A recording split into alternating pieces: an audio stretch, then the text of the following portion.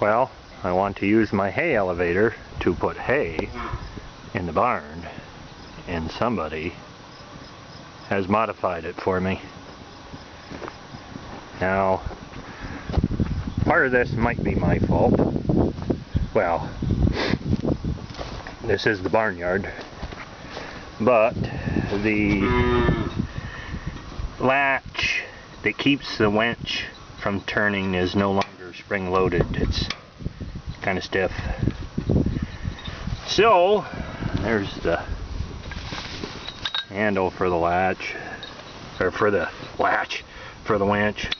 The rest of the winch is down there in the dirt. And the elevator is not on an angle anymore. Well, that part's on an angle. But I think I know how this happened. I'll have to interview the suspects.